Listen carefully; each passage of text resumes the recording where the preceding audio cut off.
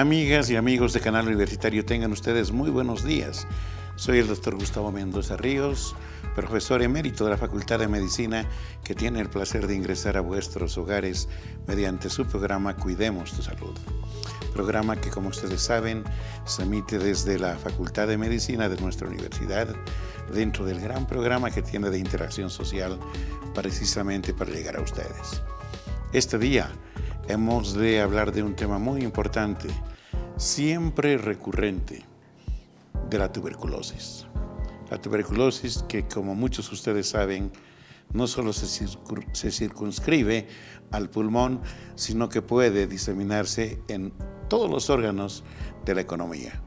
Para ello, hemos de contar con un invitado muy especial, el doctor José Urizakari, quien es médico especialista en neumología y jefe del servicio de neumología del Hospital del Tórax.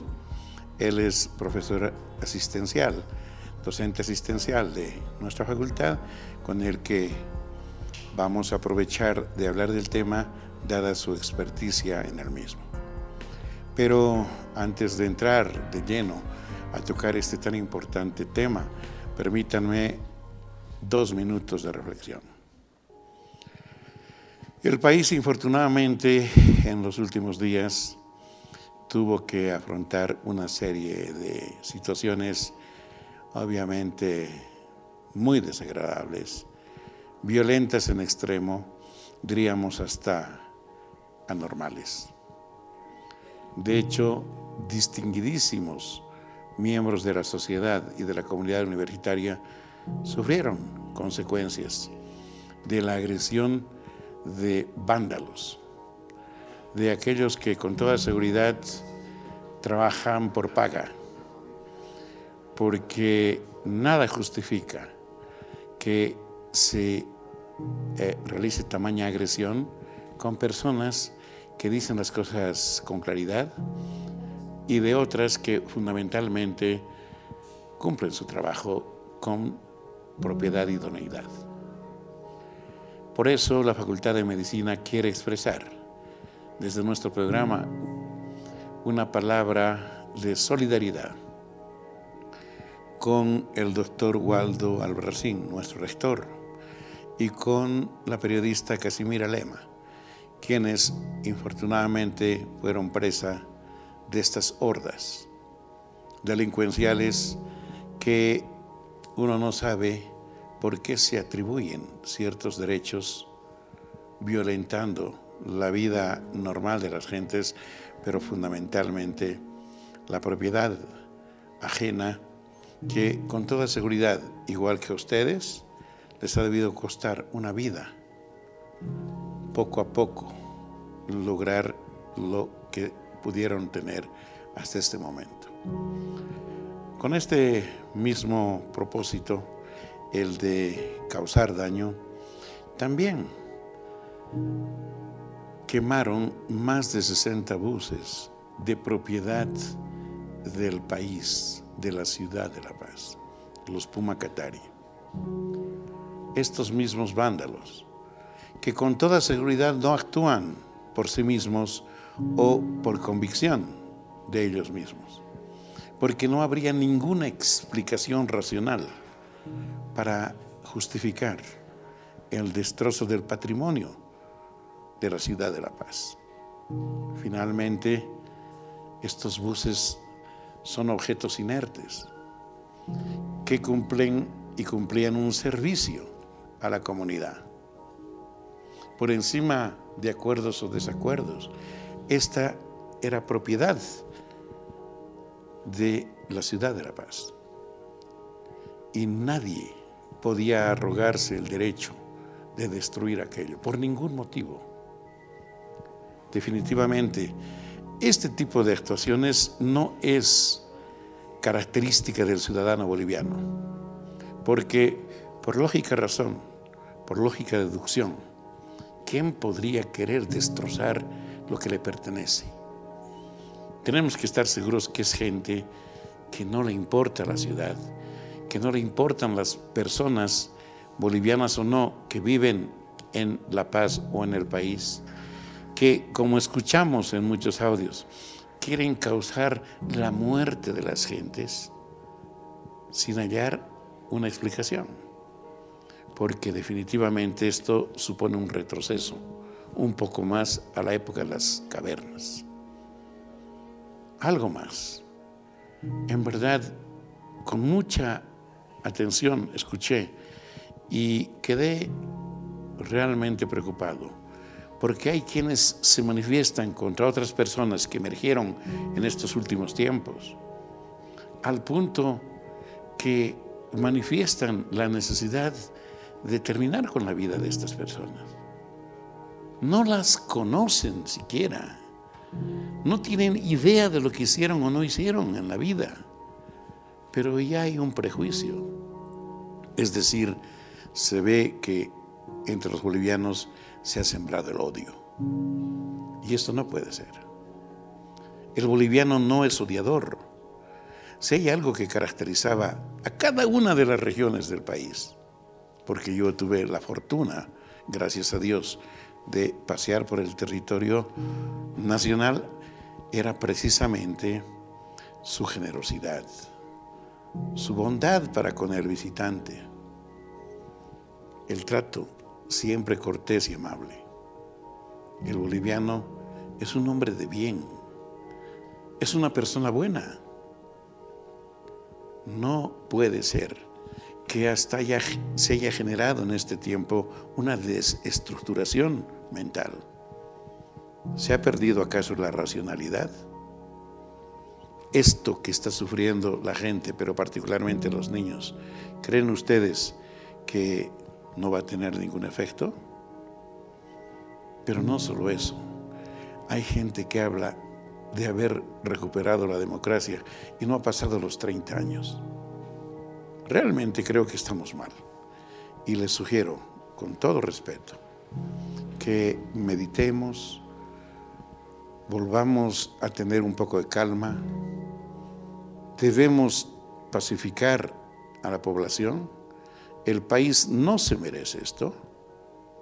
Nadie puede violentar los derechos de otros bajo ningún argumento, y creo yo que todos estamos de acuerdo, porque a nadie escuché decir lo contrario.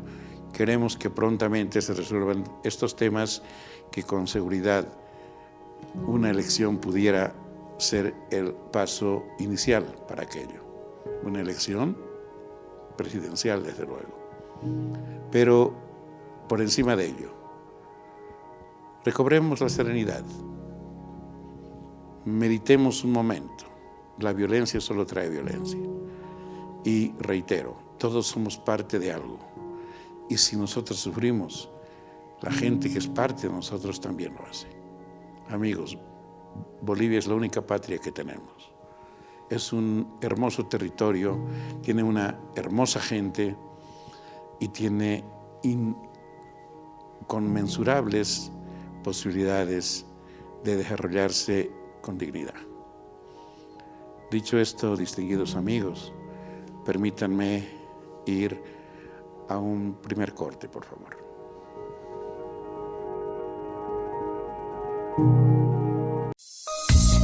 En instantes vuelve la programación de TVU.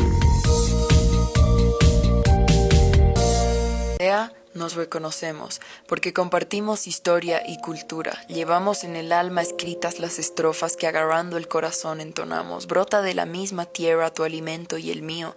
¿Acaso nacimos en un partido político? No había izquierda ni derecha cuando Dios nos hizo hermanos. No se trata de vestido ni pollera, si de la misma raíz se cosechó nuestra esencia. Es fantástico saber que el color de nuestra piel es variado. Con preciosas diferencias fuimos dibujados y ahí está nuestra riqueza. La diversidad es la belleza de ser únicos y complementarios. ¿Para qué enfrentarnos si podemos construir lo que tanto anhelamos? Un país libre de odio y engaños. Hermano, puede que tu acento sea diferente al mío, quizás vestimos o pensamos distinto, pero tú y yo fuimos destinados a heredar juntos, de la mano, la nación del boliviano. Que no nos separen las mentiras. ¿No te das cuenta que en tus polleras se ha bordado mi linaje? Tus banderas ondean el color de mi origen. Con tus costumbres se ha escrito mi historia. Las mismas montañas decoraron nuestra cuna. Es exacto el lugar en el mapa donde tu corazón y el mío dieron sus primeros latidos.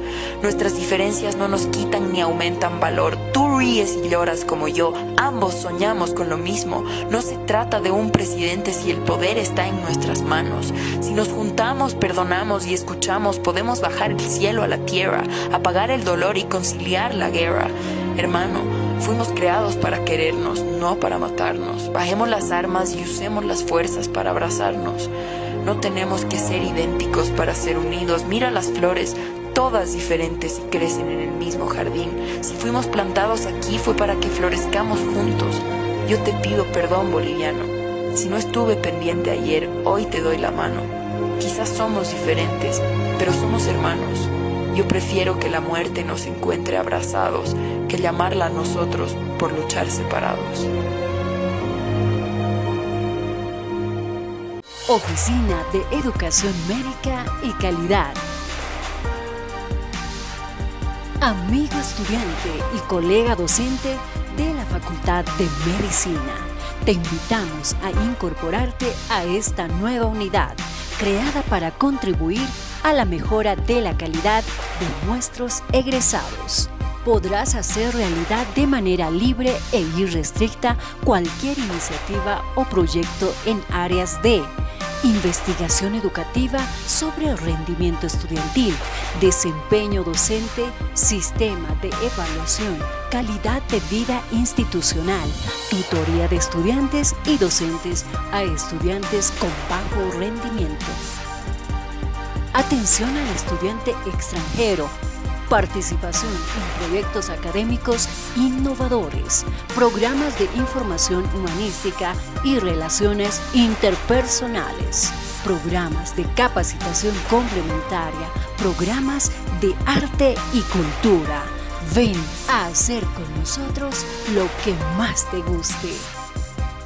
Oficina de Educación Médica y Calidad.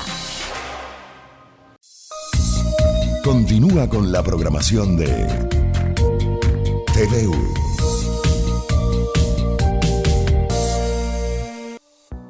Distinguidos amigos, como lo habíamos anunciado precedentemente, está con nosotros nuestro invitado de hoy, el doctor José Urizakari, quien es médico, especialista en neumología, quien trabaja como médico especialista del Instituto Nacional del Tórax, el más importante instituto del país, y también presta servicios como docente asistente en nuestra facultad. Con él hemos de hablar del tema que anunciamos, el de la tuberculosis. Pero antes de entrar de lleno a abordar este tema, permítanme presentarles y saludarle al doctor José Urizakari. Doctor Urizakari, gracias por aceptar nuestra invitación. Gracias, doctor Mendoza, muy gentil.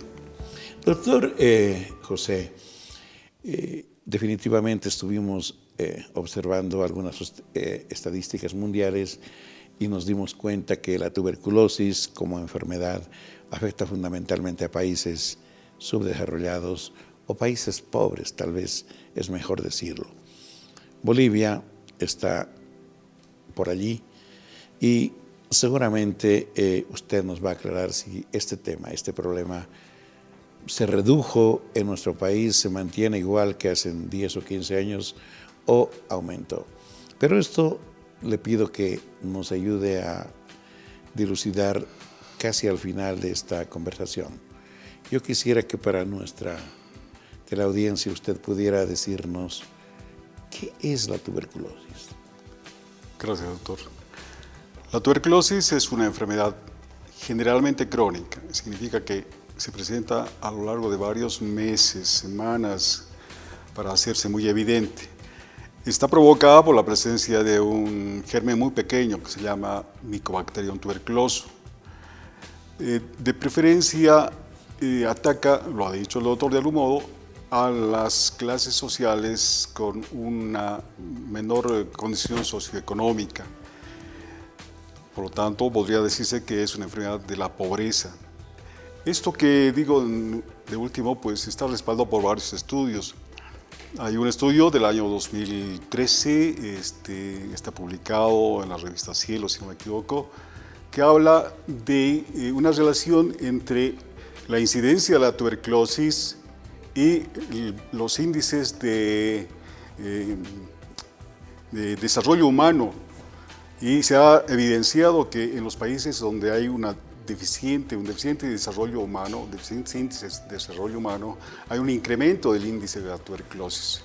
Y por lo tanto también se puede considerar que cuando hay una disminución de la incidencia de la tuberculosis, hay mejores índices de desarrollo humano. Y eso está comprobadísimo. Doctor Urizakari, entonces, si esto es evidente, en el país, ¿este problema será un problema de salud pública? Por supuesto que sí, doctor. La tuberculosis, no solamente en nuestro país, en los países vecinos, como el Perú, Brasil, México, son patologías de mucha importancia desde el punto de vista epidemiológico. Tenemos grandes cantidades de pacientes, ¿sí? Y nuestra incidencia está muy alta todavía. Nosotros tenemos un aporte más o menos de unos 7.789 reportados el año 2018, ¿no? 7.789 pacientes nuevos, a los que tendría que sumarse los antiguos.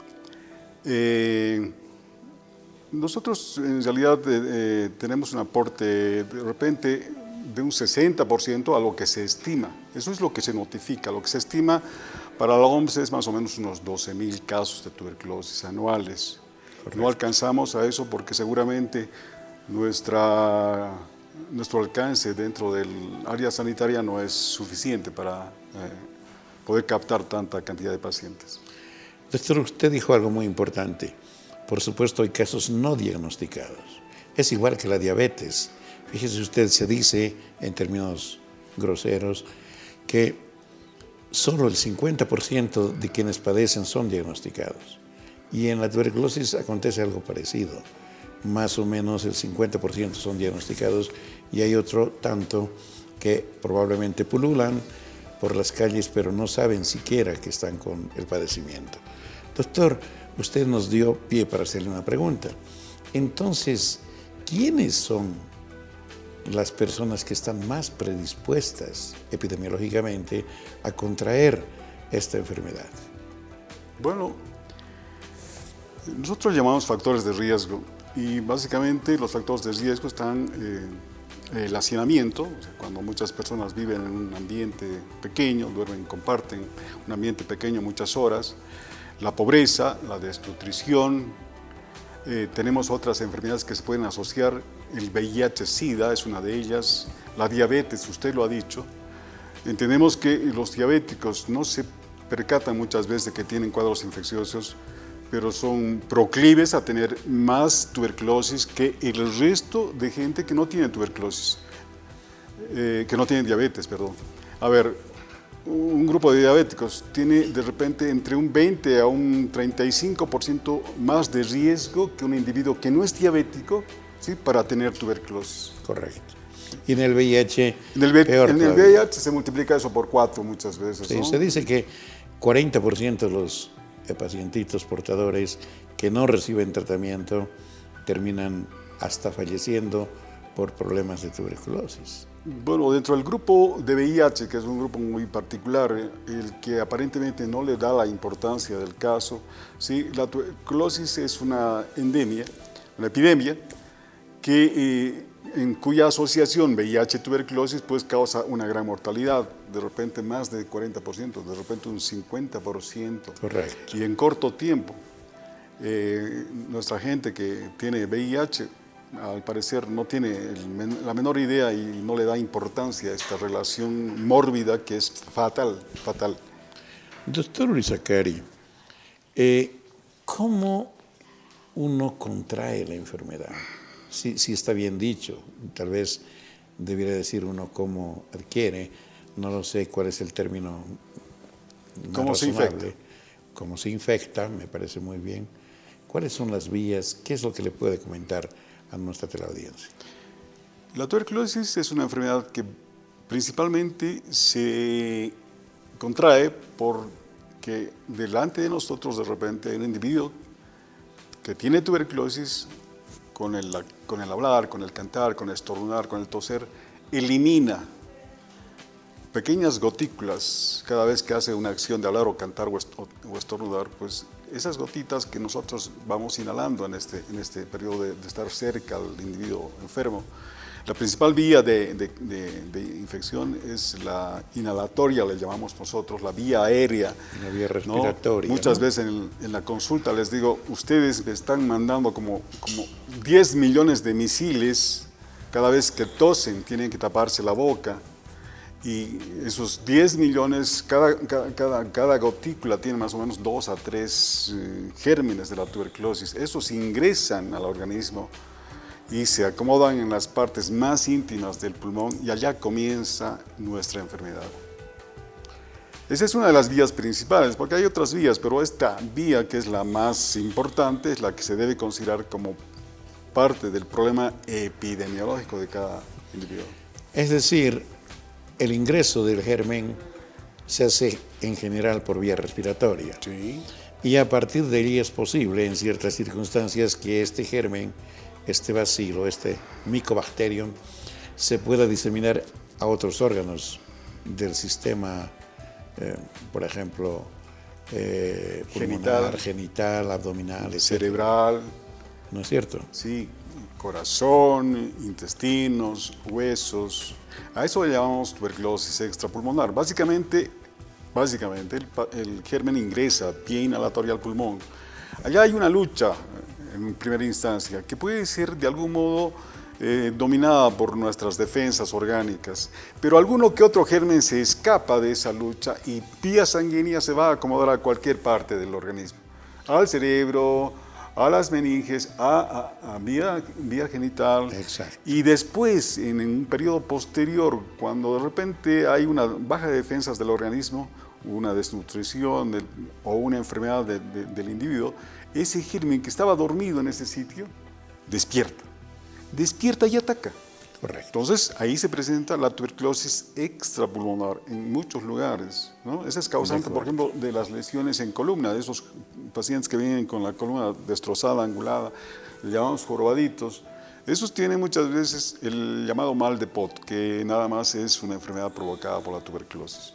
Y también puede afectar las meninges, el cerebro, ¿no es cierto? Es una de las formas más graves que tenemos de tuberculosis. Exactamente. Que afecta más a los niños, además. Exactamente, ¿no? Y una de las condiciones por las que se exige que se vacune al recién nacido es para evitar estas formas graves, en la forma de diseminación hematógena y meningia. Exacto. ¿No? Y a corta edad estos pacientitos pues presenten esta enfermedad y básicamente es una enfermedad fatal para estos niños. De hecho, doctor, siempre deja secuelas. Si se trata de un cuadro meningio, deja secuelas, a veces ciertas disminución de actividad dinámica, el paciente no es muy rápido para contestar preguntas, o sea, su relacionamiento disminuye. Exacto. En otros lugares obviamente provoca problemas. A ver, el que tenga uno en la columna determina una deformación y una dificultad para respirar. En la parte genital, pues las mujeres no pueden tener hijos. Son estériles. Así ¿no? A ver, otro lugar.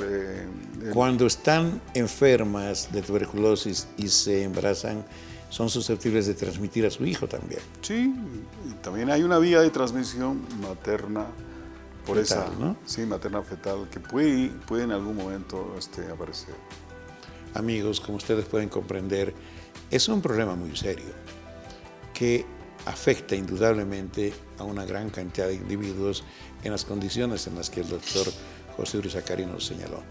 Doctor Urizakari, usted de alguna forma ya lo dijo, ¿qué es la primoinfección? A ver, la primoinfección es el primer contacto con el bacilo en la vida del ser humano y a partir de ese momento se desarrollan una serie de cambios. Una primoinfección es la vacuna que uno recibe Pero este germen, obviamente, está atenuado, no es virulento. Y a partir de ese momento, en la piel, ahí donde nos han inyectado, se genera una serie de cambios, ¿no? Una cicatriz. Pero por dentro hay otros cambios que después se ponen en evidencia. Nosotros llamamos PPD positivo a aquel individuo que con un estudio se evidencia que este paciente o esta persona ha entrado en contacto ya con el germen de la tuberculosis. Y eso se puede tener más o menos después de entrar en contacto, unos 3, 4 meses después, tener evidencia de que ha entrado en contacto. Hemos de seguir hablando del tema, distinguidos amigos, pero una última pregunta para cerrar esta primera parte. En Bolivia se hablaban de zonas endémicas. ¿Es correcto todavía hablar de ello? Tenemos zonas endémicas y lamentablemente esas zonas endémicas están hasta bien identificadas. En La Paz son zonas de los yungas, noryungas, sudyungas, la zona de la recaja tropical, esos sectores. En Cochabamba tenemos el trópico, donde en este momento hay conflictos, todo el sector de Tunar, ¿cómo se llama? Ibirigarzama, todos, es zona roja de tuberculosis, ¿no? Correcto. Entonces, las condiciones tampoco son muy favorables para las personas en esos ambientes. Correcto. Amigos, hemos de seguir hablando con el doctor José Urizakari, pero ahora permítanme ir, por favor, a un pequeño corte.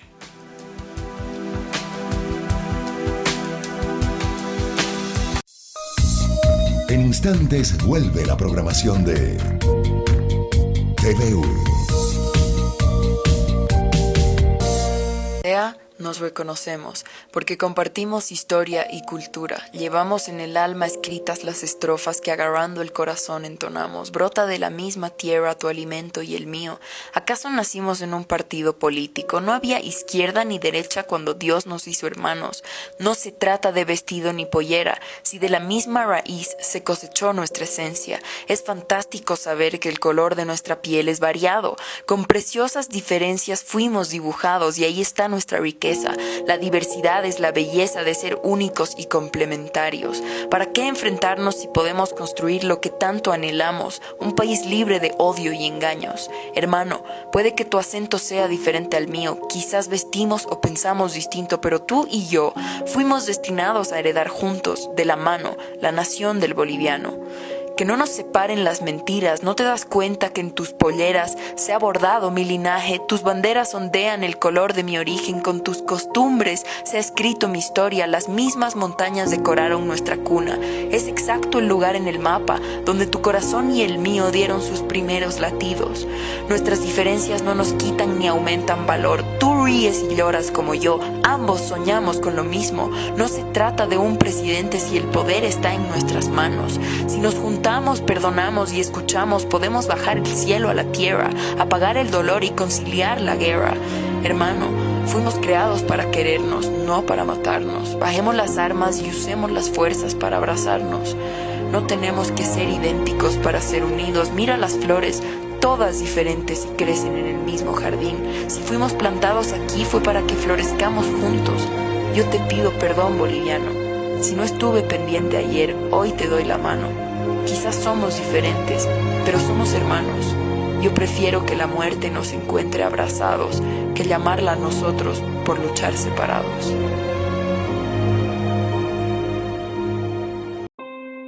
El Instituto de Genética de la Facultad de Medicina de la UNSA es la unidad académica de excelencia con capacidad para planificar, ejecutar y evaluar proyectos de investigación, contribuyendo en la solución de los principales problemas de salud relacionados con la genética humana.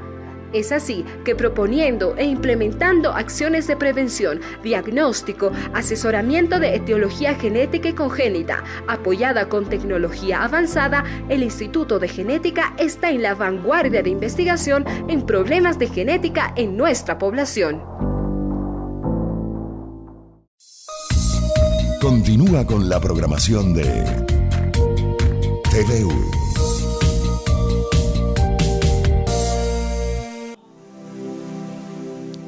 Amigos, Estamos con el doctor José Urizakari, neumólogo, profesional que trabaja en el Instituto del Tórax, el más importante instituto del país.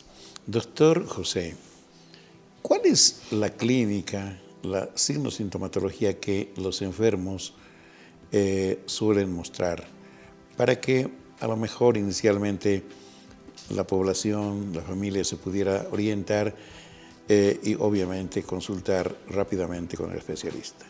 Bien, a ver, nosotros los médicos entendemos que hay síntomas de manera general y hay síntomas que están específicos para el órgano que está atacando la tuberculosis. De estos síntomas generales podríamos hablar y decir que son, primero, una pérdida de peso progresiva, ¿sí? Una falta de apetito, una falta de actividad para hacer un trabajo, una disminución de esa capacidad de hacer labor alguna.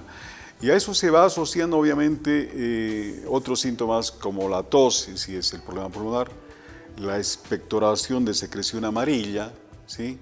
Y en última instancia muchas veces la eliminación de sangre proveniente de los pulmones con este mecanismo de la tos. Y si se tratara de tuberculosis en otros sistemas, pues se asocian a ese primer grupo de síntomas, pues síntomas de repente si es una articulación, siente dolor, calor, correcto, impotencia funcional, el paciente se queda como que con la pierna encogida muchas veces porque no se mueve ahí mucho tiempo para evitar el dolor, entonces van sumándose síntomas dependiendo del órgano que es afectado. Pero el principal, obviamente, el sitio de afectación es el pulmón, y la principal sintomatología del paciente con tuberculosis es la tos, y la tos debe ser evidenciada, o sea, debe ser un síntoma importante que debe considerar toda la población, en particular los médicos. Paciente que tose más de 2 o 3 semanas y bota flemas amarillas, pero además de repente se asocia a esos síntomas que les he hablado, es muy posible que esté con tuberculosis. Doctor Urizakari, clásicamente se describía fiebre generalmente por la tarde, de un origen que no estaba muy claro, e inclusive en casos todavía mucho más avanzados, la famosa belleza tísica, ¿verdad? Que es como yo aprendí y recuerdo la neumología y la enfermedad. Todos seguimos todavía con eso en la cabeza. Bueno, no hay tal belleza, ¿no? No, o sea, estar claro, enfermo no es bello. No, bueno, gracias por hacerme recordar. Eso de que sí, el paciente que está con tuberculosis asociado a esa falta de apetito, pérdida de peso, en la noche empieza a transpirar como si estuviese en un baño sauna. Tiene unas alzas térmicas que podrían no llegar de repente a ser fiebres, él tiene una sudoración y siente calores. Eso sucede frecuentemente. Y obviamente en el pasado, cuando no había una terapia, esta enfermedad proseguía de repente su evolución natural y obviamente el paciente por estas alzas térmicas incluso perdía el cabello y las pestañas crecían de tal modo que pues eran muy largas, doraditas hacia arriba, lo que a algunas damitas les gustaría tener. Y hay un relato, ¿no? en los libros de la belleza tísica que usted menciona, ¿no? Eso es evidente. Así es, que afectó además a parte de la realeza europea. Así es. Habida cuenta de que habían conceptos muy clásicos de belleza, sí, sí. Entre otros el ser muy delgado. Ser muy delgado, el ¿sí? tener de repente la nariz aguileña, los sin cachetitos, ¿no? Y esas pestañas, la belleza tísica que usted ha mencionado, que está relatada en las novelas, un personaje muy conocido, Margarita Gautier. Así es. La Dama de las Camelias, que es una novela muy interesante también. No solo eso, muchos personajes que en la historia fallecieron de tuberculosis, porque entonces, claro está, no había ningún tipo de terapia para contrarrestar a este micobacterio. Así es, hasta más o menos la década de los 50 es que no se hacía ninguna terapia y a partir de la década de los 50 recién se empieza con una serie de medicamentos a ser usados para contrarrestar esta enfermedad. Doctor José, ¿y cómo los especialistas, los médicos, hacen diagnóstico de la tuberculosis? Diagnosticar la tuberculosis suele ser a veces muy sencillo y a veces muy difícil. La tuberculosis a veces se mimetiza, por así decir, parece otra enfermedad y no es. Y la manera más sencilla de diagnosticar la tuberculosis en el paciente con tuberculosis pulmonar es una evaluación de esa flema que elimina. Esa flema amarilla tiene que ser recolectada en pequeños vasitos de plástico, ser llevada al laboratorio y con un estudio muy barato, muy sencillo, pues se puede poner en evidencia la presencia de los gérmenes en esa secreción. Ese estudio se llama baciloscopía. Y en nuestro medio tenemos la obligación de pedirle 2 muestras por lo menos para que se pueda en esas secreciones tratar de encontrar el germen y con eso ya es el primer paso que permite el diagnóstico de tuberculosis. Porque se visualiza la presencia del germen. Al margen pueden haber otros elementos, la radiografía, por ejemplo, ¿no? La condición clínica de un paciente, nos pueden orientar, pero lo que nos certifica de algún modo es esa flema con bacilos. Muchas veces la cantidad de gérmenes es tan grande que el laboratorista que revisa eso, pues rápidamente ve un grupo grande. Pero a veces tiene que buscar y rebuscar. Y a veces se encuentra 1, 2, entonces nos aconsejan, haga cultivo. El cultivo es el segundo método que se puede realizar, el más importante, le llamamos gold estándar, con el que se puede poner en evidencia un cuadro tuberculoso. Claro que es un poco moroso, un poco dificultoso, no es lo mismo que una baciloscopía, ¿verdad? Por supuesto, una baciloscopía es cuestión de minutos, te reportan en un par de horas de repente. El cultivo tardan 2 meses, pero en el momento hay métodos modernos. Inmunológicos, ¿verdad? Métodos que se llaman métodos moleculares. Correcto. Que al margen de poner en evidencia la presencia del Mycobacterium tuberculoso en las secreciones, ponen en evidencia la posibilidad de que este germen sea resistente a la medicación. Correcto. Entonces, estos métodos se han implementado en nuestro país. Estamos con el GeneXpert, es un método moderno. Estamos utilizando ya 2 años y obviamente eso ha permitido captar mayor cantidad de pacientes. ¿El Hospital del Tórax se maneja de esta manera? El Hospital del Tórax tiene un equipo de GeneXpert, ¿sí? No hace mucho, creo que hace un par de meses y algo más, se ha puesto otro GeneXpert en el Alto, creo que en el Hospital del Norte, y hay varios equipos en la ciudad de Santa Cruz, Cochabamba. Lamentablemente Oruro no existe, traen las secreciones acá, Beni no hay, traen para acá, ¿no? No es un dispositivo muy caro, sin embargo, recién nosotros estamos entrando a esta era en la que podemos usar este tipo de equipos. Y en el momento se está implementando uno mucho mejor todavía que se llama Genotype, ¿sí? Que en cosa de 2 días nos puede dar la presencia, y bueno, ya sabemos que hay presencia del bacilo, pero nos da otros grados de resistencia a otros medicamentos. Qué bueno. Eso es muy importante porque justamente, doctor, los especialistas como ustedes, los médicos internistas tal vez, los infectólogos, quienes están a cargo del manejo de los pacientes, ya tienen alternativas para hacer un diagnóstico correcto e iniciar el tratamiento. Creo que esta es la parte más importante y medular del tema. Yo quisiera pedirle a nuestra teleaudiencia que ponga mucha atención. Doctor, el tratamiento no es un tratamiento de unos pocos días y no es el tratamiento convencional de una infección bronquial, por ejemplo, que hasta con un antibiótico se pudiera resolver. Y precisamente, si esto no se explica a la gente, es que vamos a pasar a una segunda parte donde es todo mucho más dramático, habida cuenta de que se genera resistencia del germen a ciertos antibióticos, lo que hace más dificultoso el tratamiento. Doctor, háblenos del tratamiento, de sus características, por favor. Gracias. A ver, el tratamiento para la tuberculosis nosotros la dividimos en 2 grupos. Tratamiento para tuberculosis sensible le llamamos, que permite usar rápidamente y es una duración de 6 meses. Cuando este paciente ha tenido fallas en el tratamiento inicial con estos medicamentos, suelen condicionar resistencia.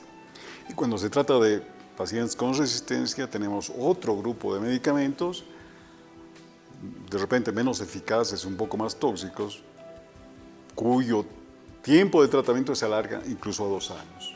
Correcto. Muchas veces se ha generado resistencia por mal manejo de la medicación. El mal manejo puede partir del propio paciente, porque muchas veces el paciente a las 2 o 3 semanas se siente mejor y dice, ya estoy curado, lo deja. Y al abandonar, a veces toma uno, toma otro de vez en cuando y genera con ese mal manejo de medicamentos resistencia a los mismos. Y cuando hay resistencia, estos medicamentos que usó inicialmente, pues no sirven para nada. Y la enfermedad no se va a curar con ese tipo de medicamentos. Se tiene que recurrir al segundo grupo de medicamentos. Doctor, hablemos del primer grupo. Usted señaló que por lo menos 6 meses debe recibir tratamiento. De lo contrario, existe el riesgo de que haya resistencia del organismo contra estos o alguno de estos medicamentos. ¿Cuántos medicamentos de forma simultánea se utilizan para el tratamiento de este grupo, doctor? Para lograr el éxito, que es la curación. Es importante saber que la medicación inicialmente consta de 4 tipos de medicamentos. Si nosotros hacemos una cuantificación de las tabletas que tiene que tomar al día, como promedio son 7 tabletas por día. Todos los días, durante 2 meses, 7 tabletas. La gente a veces se cansa y dice, no me están dando mucho medicamento, pero es necesario porque el germen es muy particular. El germen es un germen que no responde a un solo medicamento, o si inicialmente 2 o 3 días puede servir un medicamento, después ya no sirve porque el germen va conociendo el medicamento y va adquiriendo la llamada resistencia. Por lo tanto, nosotros necesitamos 4 elementos para atacarlo por todo lado. Si el paciente cree que estamos haciendo mucha medicación y suspende, ahí tenemos problemas. Genera, ya les digo, resistencia. Nosotros tenemos 4 medicamentos que se llaman, si me permite, isoniazida, rifampicina, etambutol y piracinamida. Son 4 medicamentos que van a atacar por diversos lugares al germen, ¿no? 2 de ellos son muy importantes, la isoniazida y la rifampicina, que después de los 2 meses se prolongan hasta cumplir los 6 meses. ¿Para qué? Para matar los últimos gérmenes que han quedado en el organismo. El medicamento mata a los gérmenes, no reconstruye los órganos. Aquel paciente que tiene una lesión en el pulmón, que ha dejado una lesión de destrucción, un agujero, por así decir, una lesión cavitaria, le llamamos nosotros, con la medicación no restituye ese agujero, no se reconstruye el pulmón. Lo único que hacemos es matar a los gérmenes, ¿sí? Y quedan secuelas, lo he dicho anteriormente, este paciente va a tener problemas de dificultad respiratoria posteriores, haga o no haga tratamiento, va a tener un sinfín de dificultades. Amigos, creo que este es el primer mensaje que hace el doctor José Urizakari a ustedes, a la población. Se tienen que cumplir los 6 meses religiosamente. De lo contrario, el fracaso es una evidencia. Y si hay fracaso, hay resistencia. Y si hay resistencia, se deben buscar otros medicamentos y hacer un tratamiento mucho más largo que, como bien dijo, puede durar 2 años. Y obviamente, estos son los pacientitos que más problemas tienen en curarse. Y allí es donde están el mayor número de fracasos.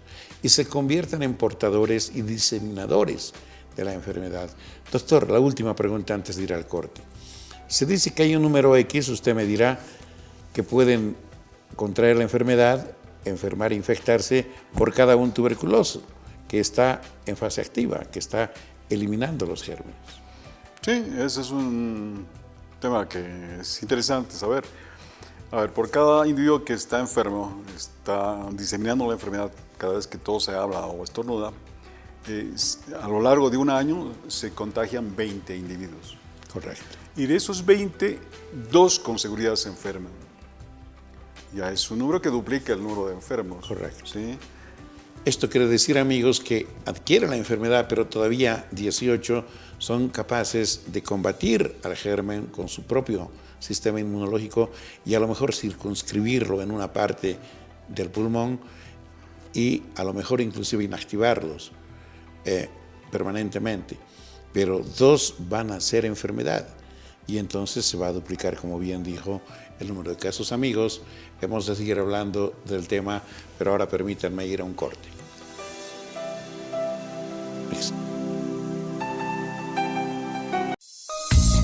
En instantes vuelve la programación de TVU. Nos reconocemos, porque compartimos historia y cultura. Llevamos en el alma escritas las estrofas que agarrando el corazón entonamos. Brota de la misma tierra tu alimento y el mío. ¿Acaso nacimos en un partido político? No había izquierda ni derecha cuando Dios nos hizo hermanos. No se trata de vestido ni pollera, si de la misma raíz se cosechó nuestra esencia. Es fantástico saber que el color de nuestra piel es variado. Con preciosas diferencias fuimos dibujados y ahí está nuestra riqueza. La diversidad es la belleza de ser únicos y complementarios. ¿Para qué enfrentarnos si podemos construir lo que tanto anhelamos? Un país libre de odio y engaños. Hermano, puede que tu acento sea diferente al mío, quizás vestimos o pensamos distinto, pero tú y yo fuimos destinados a heredar juntos, de la mano, la nación del boliviano. Que no nos separen las mentiras, ¿no te das cuenta que en tus polleras se ha bordado mi linaje? Tus banderas ondean el color de mi origen, con tus costumbres se ha escrito mi historia, las mismas montañas decoraron nuestra cuna. Es exacto el lugar en el mapa donde tu corazón y el mío dieron sus primeros latidos. Nuestras diferencias no nos quitan ni aumentan valor. Tú ríes y lloras como yo, ambos soñamos con lo mismo. No se trata de un presidente si el poder está en nuestras manos. Si nos juntamos, perdonamos y escuchamos, podemos bajar el cielo a la tierra, apagar el dolor y conciliar la guerra. Hermano, fuimos creados para querernos, no para matarnos. Bajemos las armas y usemos las fuerzas para abrazarnos. No tenemos que ser idénticos para ser unidos. Mira las flores, todas diferentes y crecen en el mismo jardín. Si fuimos plantados aquí fue para que florezcamos juntos. Yo te pido perdón, boliviano. Si no estuve pendiente ayer, hoy te doy la mano. Quizás somos diferentes, pero somos hermanos. Yo prefiero que la muerte nos encuentre abrazados que llamarla a nosotros por luchar separados.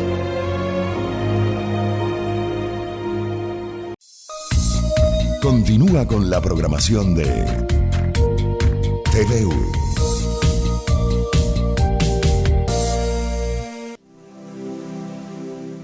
Bien, amigos, hemos de continuar aprovechando la presencia de nuestro especialista para preguntarle lo siguiente, doctor Urizakari. ¿A qué se refiere la multiresistencia o la ultrarresistencia del germen a los antibióticos? Gracias. A ver, la multidrogoresistencia es... Tiene un paciente multidrogoresistencia cuando tiene resistencia a 2 medicamentos muy importantes de los 4 señalados inicialmente. Se llaman isoniazida, ribamicina. Si este paciente es resistente a estos 2 medicamentos, ya es un multidrogorresistente. Pero si además a estos 2 medicamentos se asocian resistencia a otros 2 importantes, como son las llamadas quinolonas y los aminoglucósidos, se habla de un paciente con ultradrogoresistencia. Y estos pacientes, obviamente, cada vez que van adquiriendo mayor grado de resistencia, tienen menor posibilidad de curar, lo que los lleva de repente a ser un grupo de mayor riesgo para fallecer. También hay otros grados de resistencia menores, llamamos monoresistencia o poliresistencia, pero estos 2 que usted consideró, la multidrogo y la extremadamente resistencia, son 2 periodos en los que los pacientes pues, tienen mucha dificultad para curarse y no quisiéramos que lleguen nuestros pacientes a esa Desde condición. luego, porque si se vuelven portadores de gérmenes tan resistentes, van a diseminar esta resistencia en otros pacientes y esto va a ser de nunca acabar. Doctor Urizakari, ¿qué alternativas tenemos para prevenir esta tan dramática enfermedad que uno no quisiera que a ninguno de nosotros nos ocurriera, pero que todos somos susceptibles porque con seguridad algún rato hemos estado en contacto con el bacilo y lo hemos circunscrito gracias a nuestra capacidad inmunológica? ¿Qué podemos hacer para prevenir? Usted ya algo nos señaló. Sí, hemos hablado ya de la vacuna, que es un elemento que puede condicionar de repente una disminución de la agresión del germen tuberculoso, en particular en los niños, para evitar formas muy graves de tuberculosis, como es la meningitis tuberculosa.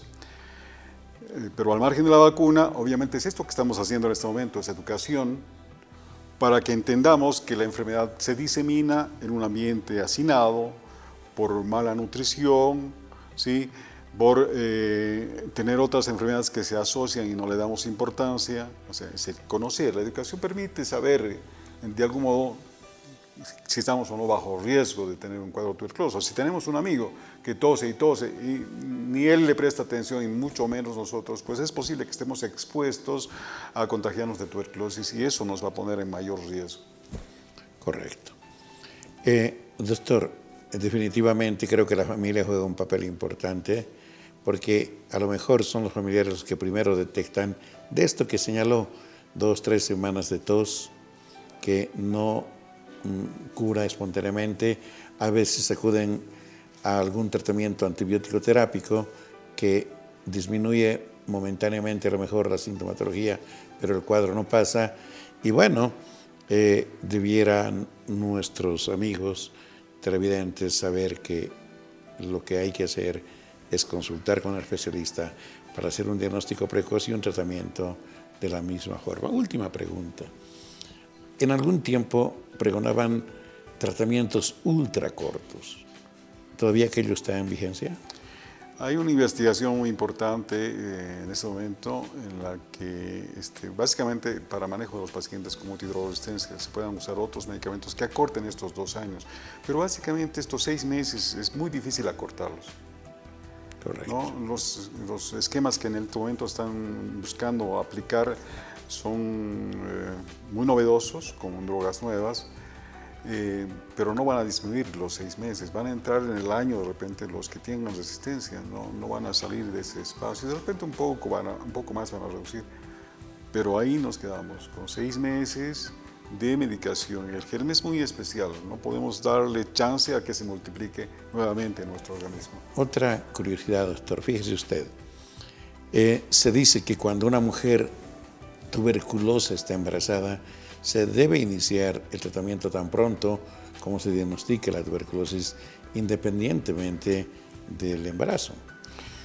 Y creo que es muy razonable, porque desde nuestro punto de vista, yo soy ginecobstetra, los procesos tuberculosos se suelen agravar en el primer trimestre y después del parto, cuando no han recibido tratamiento estas pacientes. Es evidente, todas las mujeres embarazadas pues bajan sus defensas inmunológicas y es periodo en el que a veces contraen, por lo menos se desarrolla la tuberculosis que han contraído en periodo previo. Y en ese periodo, si no es tratada, pues van a generar en el momento del nacimiento la diseminación de la enfermedad al recién nacido, si es que no ha contraído por la otra vía, la vía sanguínea. Doctor Luis Zacari, indudablemente tenemos todavía algunas interrogantes. Hemos de seguir hablando en el futuro de ello. Quiero agradecerle en nombre del programa y comprometerle pues para que en una siguiente oportunidad podamos hablar de este y de otros temas tan importantes como el que hablamos hoy. Doctor Mendoza, muy agradecido por invitarme. Muchas gracias. Amigos, esto fue todo por hoy.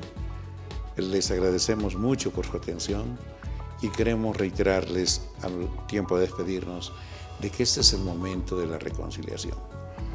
Todos somos bolivianos. No hay bolivianos de primera, ni de segunda, ni de tercera. A lo mejor habrán gentes que tienen mucha riqueza y otros ninguna. Pero todos son seres vivos, son bolivianos, tienen los mismos derechos y merecen el mismo respeto. Como nunca hemos admitido que quienes tienen más dinero sometan a los que no tienen, no permitiremos que vándalos atenten contra la gente que a lo mejor lo único que hace es opinar bien o mal de una situación o circunstancia. Y creo que la tolerancia, la educación, la ponderación en nuestra vida, en nuestros actos, debe estar hoy más que nunca vigente. Que mejores días vengan para la patria, pero comencemos por hacerla. querramos a nuestros hijos, a nuestra familia. Disfrutemos de ella dentro de lo que es posible en este tiempo y contribuyamos a que el país pueda vencer estos momentos preocupantes, porque creemos firmemente que días mejores podemos esperar y vivir. Muy buenos días.